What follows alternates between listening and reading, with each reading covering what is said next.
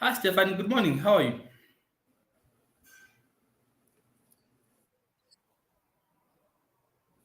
Hi, good morning.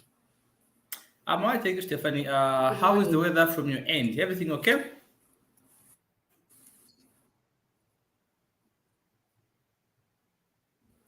Everything is Stephanie. Can you hear me? definitely very fine. Wondering how it is on the other side.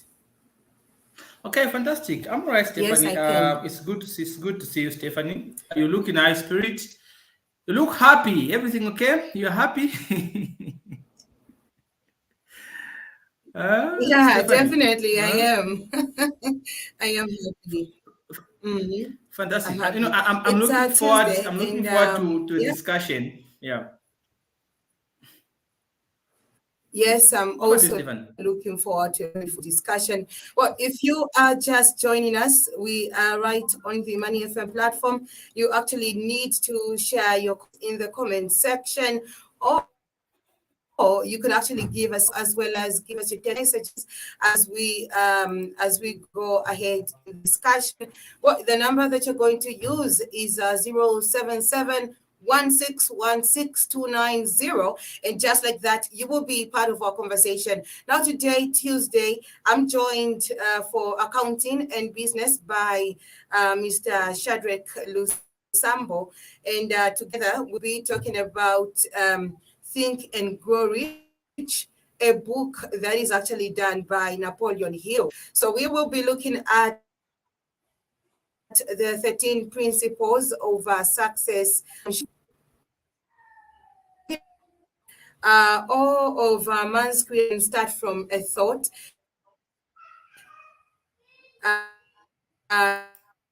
impulse, and also make our thought impulses.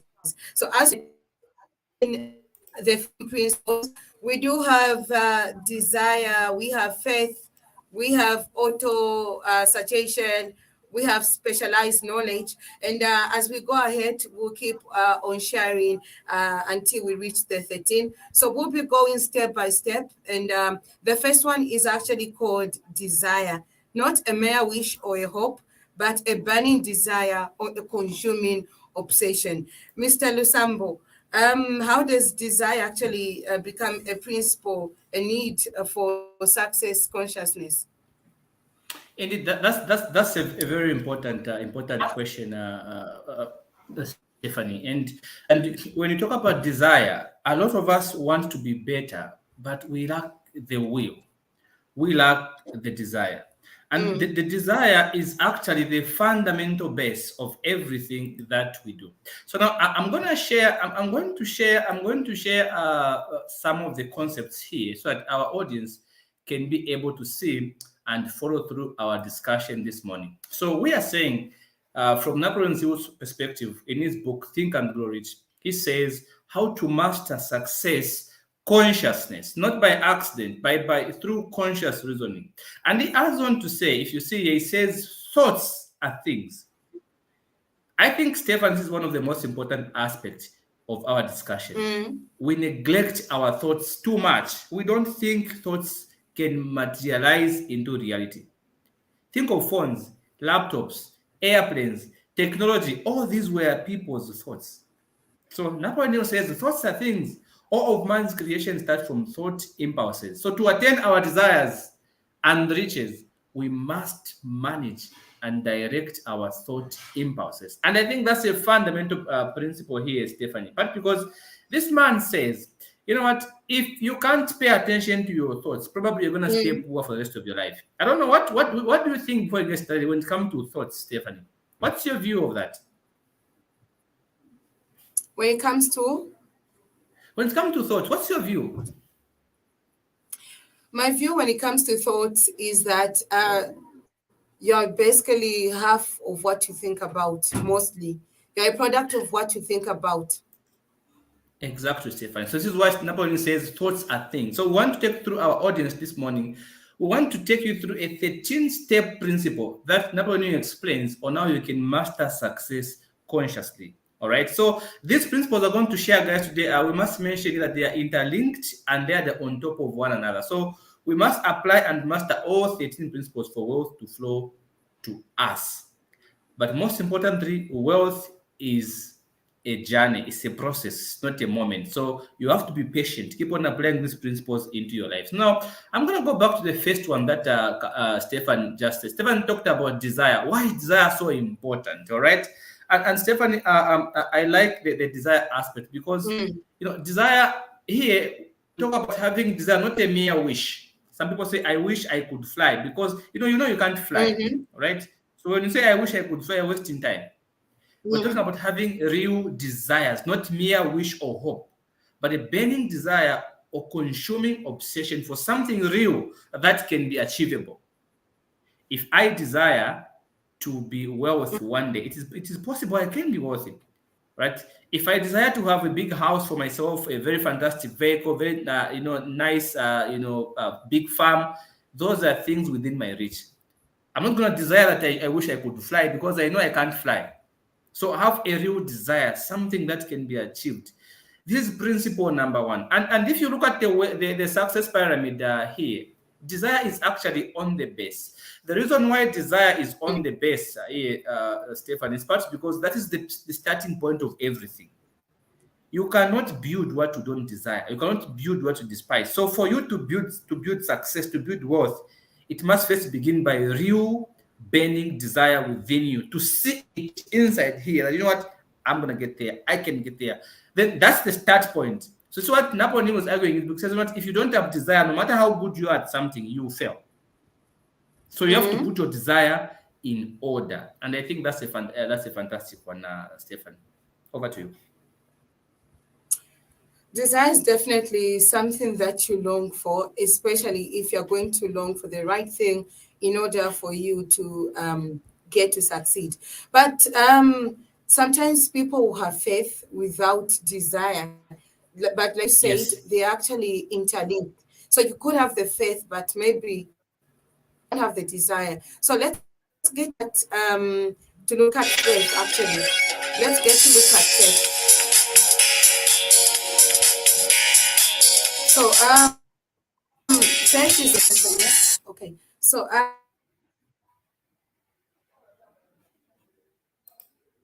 that can be developed by repeatedly affirming and visualizing with feeling. So, how does faith come? And I see that it's actually the second in the pyramid. What does it mean? Yes, so from desire, you have to transition from just having desire to now having actual faith. Now, faith is biblical, all right? Faith is inbuilt in us, all right? God has put in that desire for us to want to live longer, for us to hope for the future. Now, faith here, Napoleon Hill says this thing. He says, faith is belief in attainment of that which you desire, all right? So by repeatedly affirming and visualizing with feeling that, you know what, I can have this. I do this test with my students when they're writing exams. And I've done this also for myself. When you are about to write an exam, I usually advise them, I say, you know what you do? Can you find 10 minutes in a day to just close your eyes, right, and begin to visualize yourself in that exam room? See yourself write that exam. See yourself pass that exam. Feel what you'd feel if you pass the exam in your visualization. That works because what that does, it connects you to your subconscious part of your mind. Now, your subconscious mind does not know how to differentiate what is wrong and what is right. It simply does what you tell it through your feelings. All right. So when you visualize that something is going to happen, for example, you visualize yourself, passing this exam, you imagine it, you think about it, your subconscious will connect with you at that high level. It will begin to give you a million ways of how you can pass an exam. Because your feelings, everything within you feels that moment. So your subconscious picks it up from and says, what, he likes this. Let me show him several ways of doing it. So faith has got to be based on desire. So you have this desire. Now, faith means having the true belief that, you know what, I can achieve this, I can develop it. You begin to visualize it, you begin to say it. Because even the Bible says, if you can't say it in here, it's difficult to have it. Whatever you can say in here, if you work towards it, you can achieve it. So faith plays a very important role when it comes to wealth creation and success. You need desire, you need faith. Like I said last time, Being a business person and entrepreneur, guys, is a serious walk with God. It's not for the faint of heart. You need a lot of faith to succeed because you've got to believe, truly believe that it's going to work. All right. And keep feeling the moment. When you visualize something in here, it helps you to find ways of how you can achieve it. That's how we have been created. But unfortunately, a lot of people think this is just a myth. Guys, I've done this in my life myself. There are several nights I've stayed up and I'm just visualizing myself and how I want to be, the life that I want, and things work, guys. This is real. All right. So I think that's the point we can make on that. But again, what I liked is when faith is now installed in your system, it begins to give you auto suggestions here, Stephanie. Now here, what this means repeated self suggestions using all five senses until your mind accepts it as fact. What makes us fail to achieve something? When you have faith in something, it's because you don't yet have it. You can't hope for what you've seen. We hope for things we've not yet seen. So now, sometimes we may have these imaginations, we may visualize, we may have this hope, this faith that it's going to work. And then before you know it, you lose interest. So now here, Napoleon says, can you keep repeating this method up until your mind accepts that life as normal? I can be there. I can be successful. I can be successful. I can be successful. Your mind has got to register that thought into your subconscious mind. So you have to keep repeating. Keep seeing the future that you hope for now in your mind, so that your mind can register that future and accept it as normal. Once that happens, your subconscious begins to show you a million ways of how you can get there. Ask people who are successful today.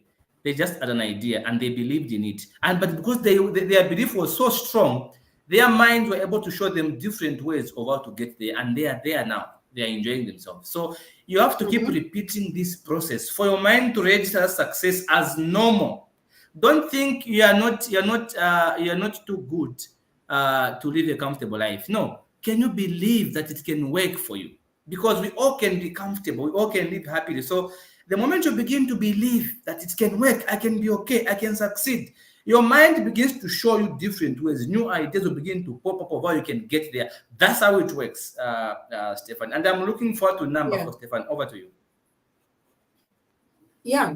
Now that faith and auto suggestion definitely works together, sometimes there is a conflict between the reality, what's happening in the reality, and in the conscious. You're trying to convince yourself that I'm going to make it, I will be rich, I'm going to earn it, and what's happening in the reality. So how do you begin to strike that balance and overcome that other voice in the mind that's convincing you, look, you want to do well, but the reality though, Stefan, the reality, the way you're looking at things, the way you are actually aiming. Yes. Stefan, so how do you overcome that conflict now in the mind? That question Stefan you asked is a plus.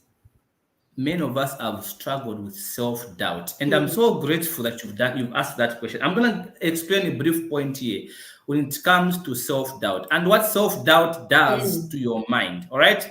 So now, guys, here is something, and we're going to get into something that I researched on recently. I've been doing this for a long time, but I did gather my thoughts recently so that I can make a presentation. It is called self-doubt. The moment you begin to doubt, your brain sends a stress signal to your subconscious mind. Now, your subconscious mind has been wired to protect you from anything that can harm you. That's how we human beings are made. Our brains are there to help us live. So they are there to protect us from danger, from harm, from anything that makes us feel uncomfortable, scary, or difficult. So the moment you begin to have that doubt in your mind, I can't achieve it, I don't have capital, I don't know anybody, I can't do this. The moment you begin to doubt, immediately your brain begins to send stress signals to your subconscious mind. And your subconscious mind is going to activate what? Defense mechanism.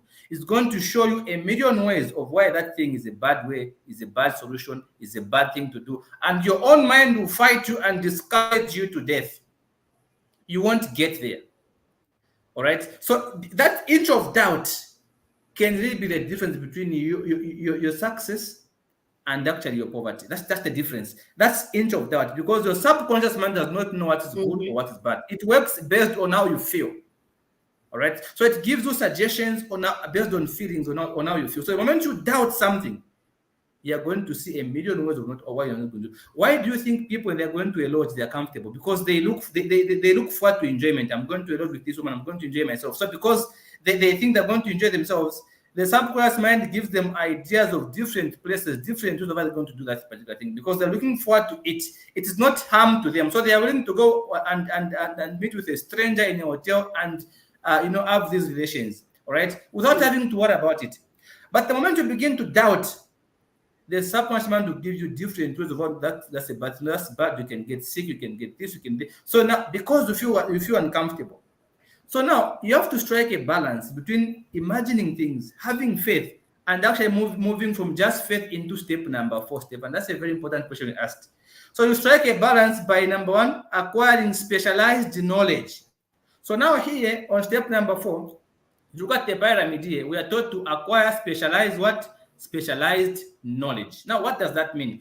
This helps you strike a balance between a conflict in your mind of saying, I don't have capital, I don't have this, I don't know anybody. How can I get there? So the first step is to begin to acquire specialized knowledge. Now, what this does, the specialized knowledge, you have to identify and acquire knowledge of the specific product, service, or niche that you intend to sell. For example, I have identified my niche.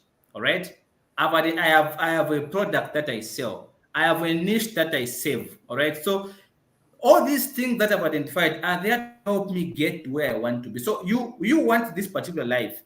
So the step number 4 is now, how are you going to get there?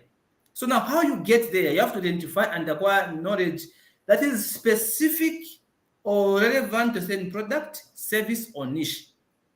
For example, when I was developing my course, Family Finance, who was my niche? My niche were the married people. I was targeting people that are married and say, you know what? People that are married and people that are in serious relationships, they can use my services. I help them start investing. I help them do financial planning for themselves, for their children, and also for them to invest in different investment vehicles.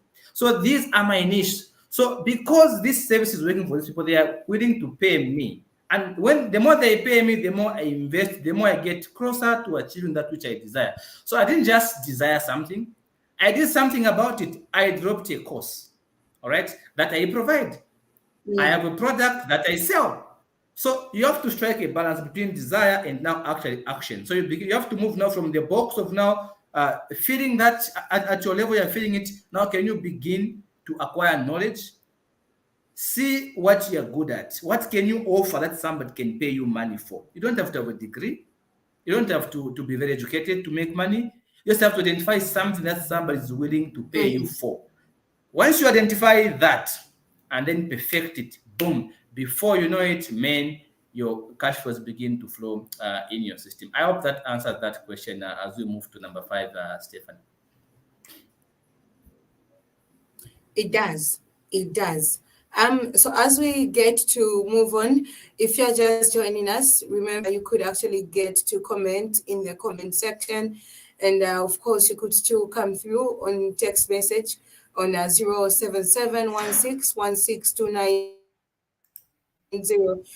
Look book done by Napoleon that reach. And of course, we are looking at the 13 principles of success conscious. We'll be heading into the 5th one. That, of course, is imagination. There's a saying, Mr. Lusambo, that imagination is actually the soil that makes things come through. Yeah, actually. So as we talk about imagination being part of the principles for success conscious, it actually gives shape, form, and action. But just tell us how you could actually align imagination as part of the principles for success conscious. You see, Stephanie, every successful person will tell you one thing. They will tell you they just never woke up one day and discovered that they are successful. It never happened like that. There is so much power in your mind. It is that power that is within. When you offload it to the external world, it creates a huge impact. Think of Steve Jobs. Think of Mark Zuckerberg. Think of Elon Musk. Think of all the successful people. They once had imagined the future that we live now. This gentleman for Facebook, is still imagining a metaverse and is rebranding Facebook because there is so much power in your mind. Imagination is like the catalyst for you to work towards that which you desire. Now, here's what Napoleon Hill says in his book. He says something very fundamental about imagination. He says that imagination will give shape, form, and action to desire. Now you have to use synthetic imagination to combine specialized knowledge with ideas. Now here's the issue. You have acquired knowledge in step number 4 here. Okay, you've gotten the knowledge of specific product, service, or niche that you intend to save so that you can benefit yourself. Now you have to combine this knowledge with what is called synthetic imagination. Synthetic imagination is different from simply imagining things. It simply means you sit yourself down. How can I make this thing work? All right. So you begin to look at the things that have worked already.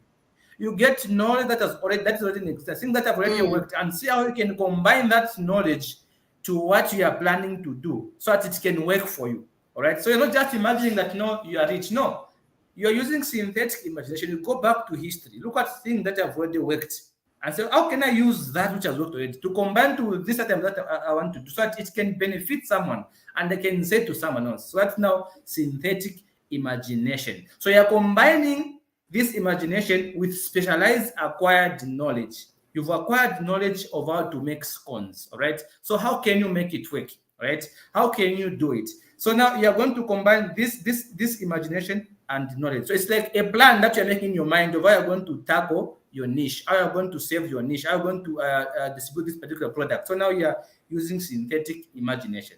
If you in your synthetic imagination, you must see it work. If I combine this knowledge with this skill and I did that, how is it gonna work? See it working here. It helps you to move forward. It helps you to go and approach. For example, you need to say, okay, fine, how can I add quality to my podcast? Maybe I'm going to need to go and partner with this person. I'm going to need to go and interview that person. So begin to see yourself interviewing these people. Begin to see yourself, you watching a previous podcast for other famous people and see what they talked about. Now, tailor it to the need of your client so that you can now go and deliver to your client. So this is not just a mere imagination when you are seated, you're imagining stuff. No. We are combining previous knowledge, current knowledge to what you hope to achieve so that you can create something. All right. It is nothing new. It is simply now constructing something of your own from what's already existing so that you can now save it to the people. That's what we call synthetic imagination. And I like this point part because all of us do this. When we come here to talk about wealth, we come and talk about business. There's nothing new that we talk about. These things have always been there. We just keep repeating the principles. We add our own things so that we can deliver. That's synthetic imagination. Not just imagining that you are rich, no. Making a plan here and imagine that plan, and then you see it work in here. Then you're going to implement it based on pure acquired knowledge. Yeah. Yeah. And yeah, again, we did. Someone did say that definitely imagination is free. It's free, and it's how you're going to use it at the end of the day. I'm telling you, Stefan, imagination is free. Yes. Yes, go on. All right. Okay. I was actually just adding to what I said. Oh yeah, indeed. Okay, so I think we should be going to the. All right, we should go into the number 6. I think we should organize planning. Yeah. So now, guys, if you look at organized planning here, this is another aspect of success. Principle number 6. People plan. This is how people plan, Stefan. If it's December, husband and wife, fiancé, single people, they get notebooks. They have very nice, fancy notebooks like this one. They sit down, they write their goals. I want to achieve this, blah, blah, blah, blah, blah. They write, I want to buy a car, I want to build a house, I want to get married, blah, blah, blah, blah, blah, blah, blah. Come November 29th, 2022, what have they achieved on the list? Zero achievement. Zero. Nothing. Do you know why? Because they were merely applying butter on their faces, on themselves. They are not doing an organized planning. Organized planning has got to do with you creating plans with the help of a mastermind group. Until your plan works, and then you have to be a leader in your field. Let me explain what this means. It says when you are creating a plan Mm. to take you to the next phase of Mm-hmm. your life, you have to recognize your weaknesses. You have to recognize your strength.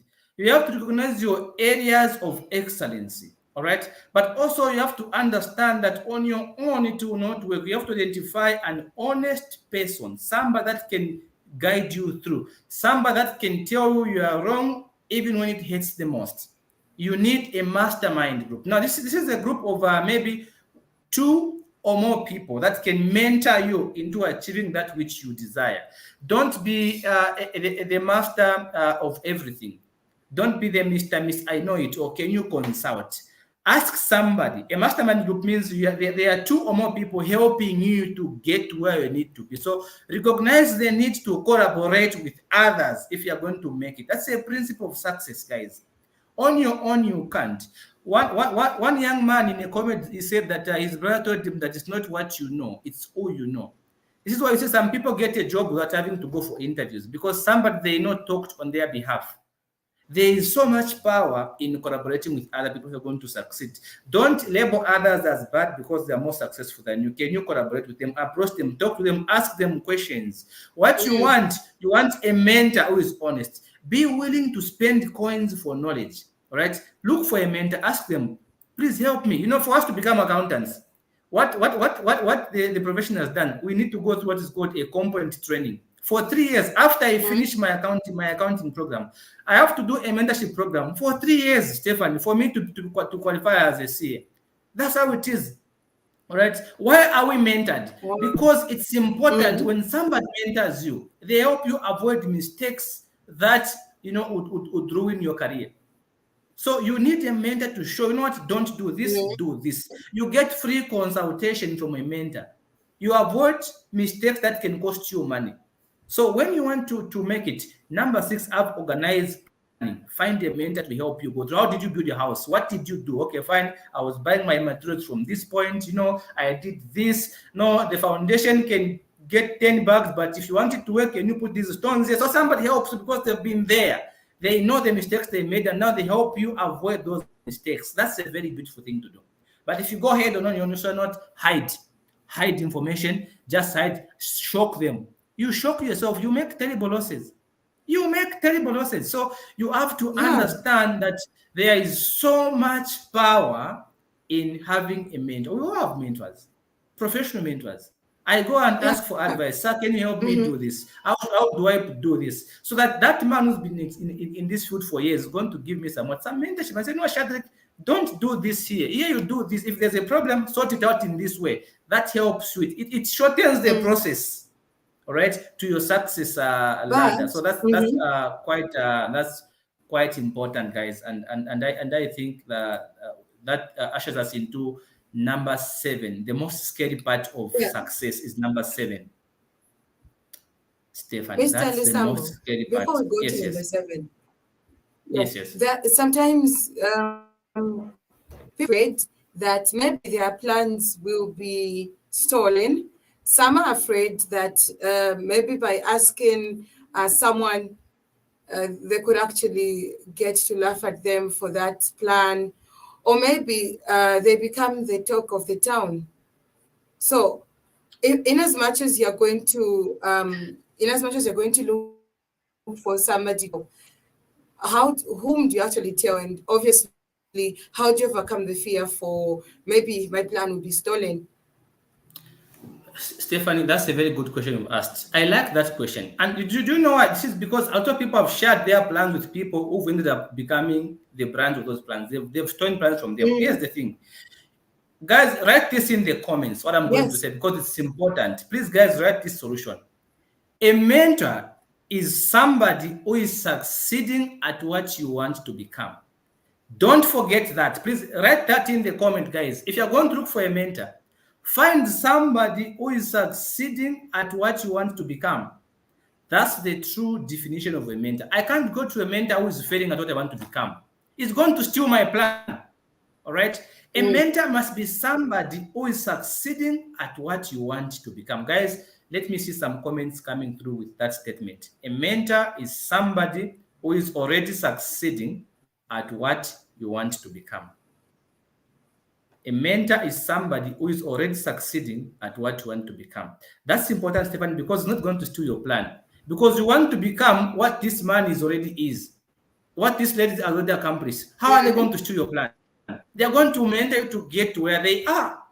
So don't just share your plan with anybody. Find a trusted mentor, somebody you trust, somebody who's already succeeding in what you want to become. That's what you define as a mentor. Some people have mentors on social media.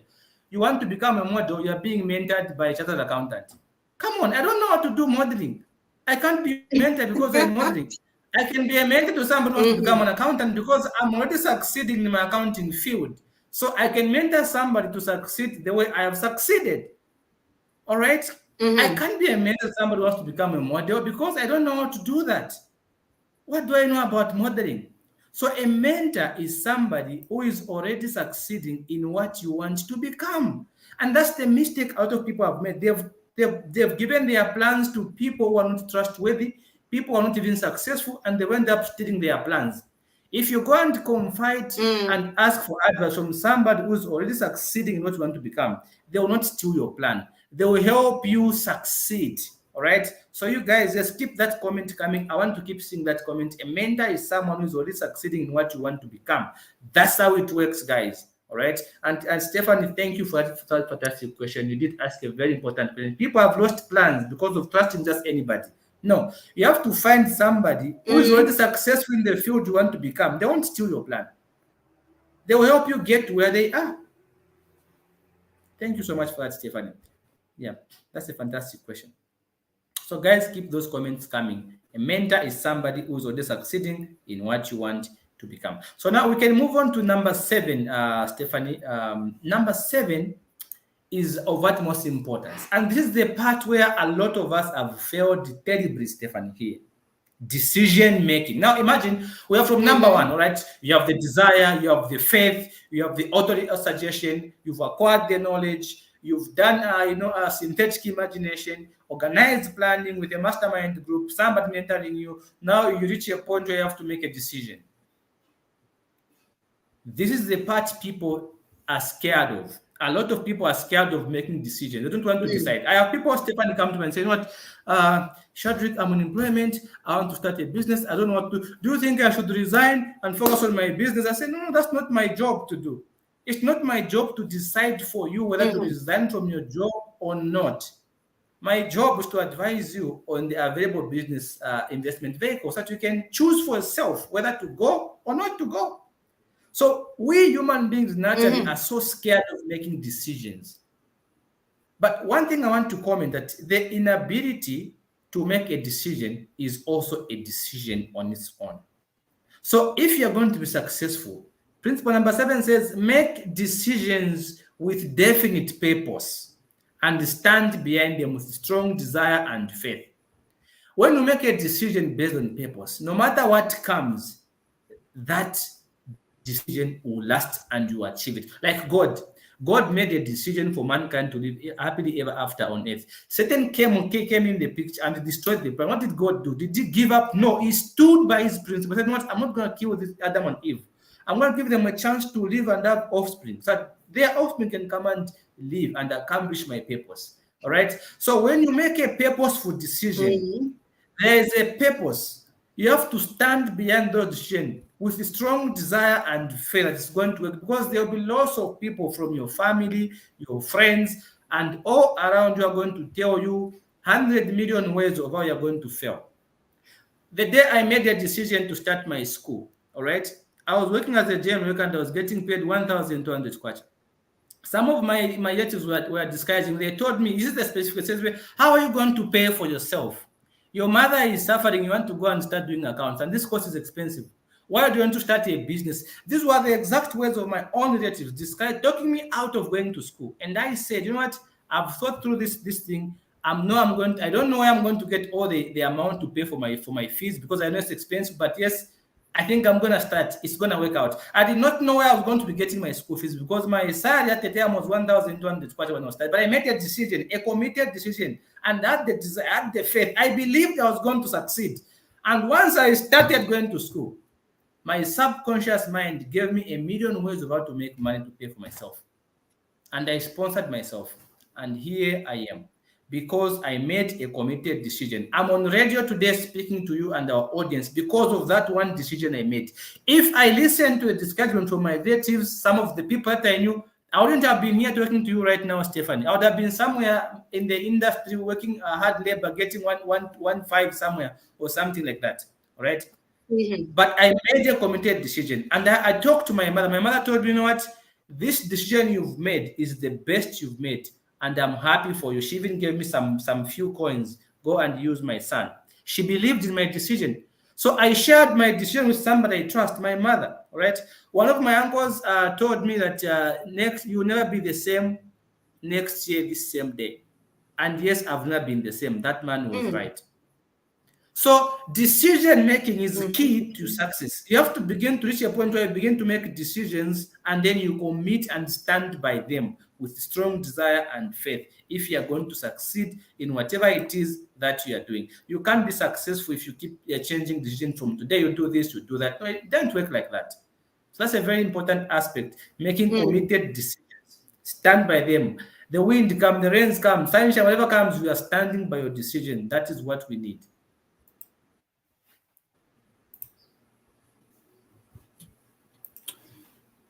Yeah, definitely. Good to know that yeah, actually we have a comment from the inbox, and this is Angela from Chalala listening. Good to know that you're actually listening, and of course, continue to stream. And do actually send the message also on the Facebook platform and on Money FM's. We have quite a number of pins remaining. Yeah, I think we should actually be getting to wind them up as time doesn't really seem to be the best ally. Indeed. So, guys, we And have so 12 let's get minutes, to and look let's at see. resistance. Yeah, let's see how we can wind this up in 12 minutes. So, guys, we have persistence here. Number 8, as principle number 8 to success. Now, you have to build persistence, all right? You have to strengthen your desire, definiteness of purpose, plans, and positive influence, cooperation. Guys, without persistence, you can't get where you want to be. Yes, some people fail an exam once and they quit. You know what? Some people fail an exam just once and then they quit. They are not. Persistence means even when you don't succeed, all right, but you keep going because you know that the outcome outweighs the struggle that you're going to go through now. There are several times I felt like quitting when I started doing Mm-hmm. my accountant's program, Stefan. There's sometimes I would wake up at midnight and I would just cry my lungs out alone. I cry myself. And the day goes on to nobody knows I've spent sleepless nights crying because I have no exam fees. I'm stressed. All right. Sometimes you do your best and you don't pass. You have debt. So persistence means you look at the reward. The reward gives you the courage, the strength, the desire, the deafness, the purpose to keep going despite challenges. Mr. Sata was persistent. Mr. HH was persistent. Up until today, he's president. Do you know how many times he contested before he became president? Several times. And today he's in the State House. Imagine what could have happened if he gave Mm-hmm. up. Right? They wouldn't have been president today. So there is so much power in persistence. So what helps to become persistent? Not to be like headless chicken. No. There should be that which you design here, something specific you've seen you want to get to, and then you compare the troubles versus the reward. I knew that if I go to school and I get a qualification, the reward would be more than the troubles. So I persisted up until I got where I wanted to get. That's how it works. Number 9 is about mastermind. Now, mastermind simply means as somebody else wants to succeed, can you convert knowledge to power by assembling it into plans and taking action with the help of a mastermind group? So what we are saying is some people have so much knowledge, Stephanie. They know a lot of things. They can plait hair, they can bake, they can cook, they can sew they can make donuts, they can do whatever. They know a lot of things. But do you know why? They've not converted their knowledge into power. Guys, knowledge that is not power is not knowledge at all. If you know something and that benefit you, so what? So what? I know finances, I know financial information, and it benefits me. I use it to benefit myself. There are other people who know the same things I know and they are broke right now. Do you know why? Because they've not decided to convert that knowledge into power. Knowledge which is not power is not knowledge. There's nothing beautiful about knowledge is not power. Knowledge must give you an advantage. So if you know something, what advantage does it give you? If you know how to bake, what advantage does it give you? If you know how to cook, what advantage does it give you? If you know how to sew things, how to make things, what advantage do those things give you? So convert knowledge to power by assembling it into plans and taking action with the help of a mastermind. So if you know how to bake, how do you involve a mastermind? Find a mentor or go to a baking school. Go and acquire a certification and ask them, or maybe find somebody in the industry of baking cakes. How do you do it? How can I make cakes at a larger scale? How can I start my own restaurant? How can I start my own cake business? You begin to seek for information so that you can now add power to your knowledge. Knowledge must benefit you. If you know something, ask yourself, how can it benefit me financially? Don't just know things for nothing. You know how to bake and you are broke. You know how to cook, you are still broke. You know how to teach, you are still broke. You know a lot of things, you are broke. Why do you know those things? Knowledge is meant to benefit you. The purpose of knowledge, guys, is to give you power. So when you know something, ask yourself this question: how can I use this thing I know to benefit myself? So how do you do it? Find a mastermind group. We talked about this earlier, a mentor. It could be 2 or more people that can help you get to where you want to be. If you know how to bake, ask them, guys, you are in the baking industry, you have your own shops, you are making cakes every day at that scale. How did you start? How can I start? I want to start this thing. Help me. They're going to help you how to start, what to avoid, what to do, how to set up. You're going to learn. So there's so much power in finding a mentor, guys, and converting knowledge into power. Then this takes us to number 10. Stefan, don't want number 10. Believe me, this one is controversial. All right. Number 10 is controversial. Stefan, you don't want it anywhere near you. You don't want it. Actually waiting to hear what's number 10 going to be. Okay. Number 10 go to Stefan number 11. All right, so let's go to number. So number 10, I'm gonna make a session specifically for number 10 to explain it in details. It talks about sexual transmutation, and now here's what it says. It says very strange, but it's true. All right, and I did write an article about this. I think today in the morning, and I'm gonna do a live stream about this one because Napoleon Hill argued that sex is the most powerful mind stimuli. All right, so if you can redirect your desire for sexual activities to achieving that which you desire, you can achieve it almost 10 times faster than you could. When people have these desires for sexual relations, they become so strong that the only way out is to have it somewhere, if it's the wife, whatever it is. But if people can learn to convert that strong sexual desire to attach it to your goals, it is going to propel you almost 10 times faster to achieve that which you desire. Now, I'm not going to go into details of this one today because there's going to be a whole session, full session for this one. So you may want to come to my Facebook page, Chat Digital Accountant. I'll be doing a live session specifically to explain number 10. All right. I've done a research for months now, and I'll be happy now to offer it to you and help you how you can direct that energy you feel to attach it to your goals and see how it's going to help you achieve your goals almost 10 times faster than an average person. So I think that's all I can say for now on that one, Stephanie. And I would like us to jump to the subconscious mind, which is now the engine of everything that we do. Yeah. So now here, Stephanie, what you're looking at when it comes to subconscious mind, there are 2 things in your mind, Stephanie, right now. Now you're able to look at me, you're able to answer me, you're able to ask me those beautiful questions you're asking me because you are conscious. All right, because you're not sleeping. All right, so there are 2 things that happen in your mind, Stefan. All right, there is what is called a subconscious mind and a conscious mind. In the night when you go to sleep, what sleeps is your conscious mind. Your subconscious mind remains awake.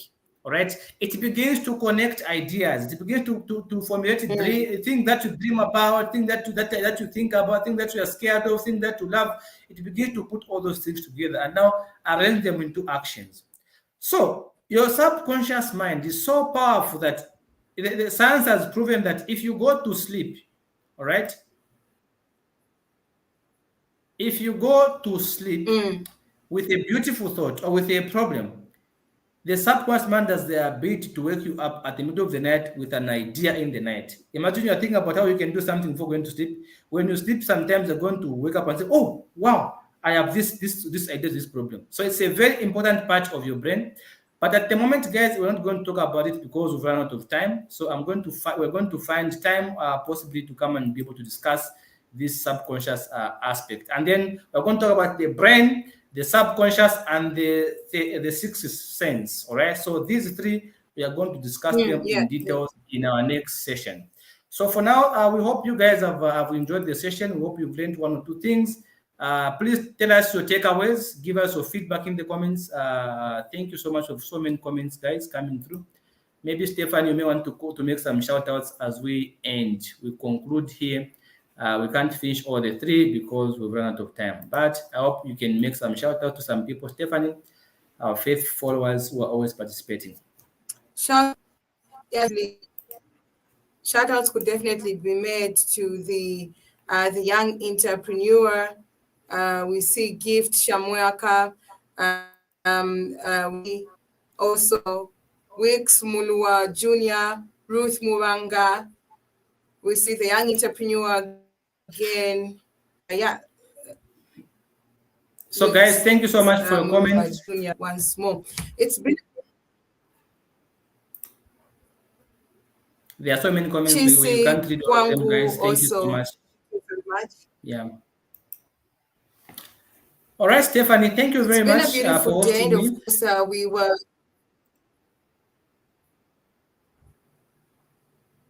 Okay.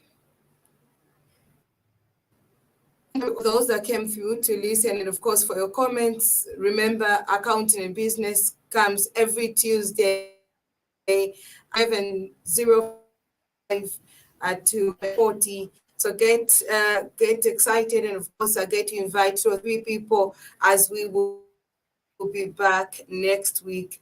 Well, it's a bye from us, and continue to listen to Money. All right, thank you so very much, guys. It's a fantastic day, fantastic morning. Bye bye. See you in our next episode next week, Tuesday.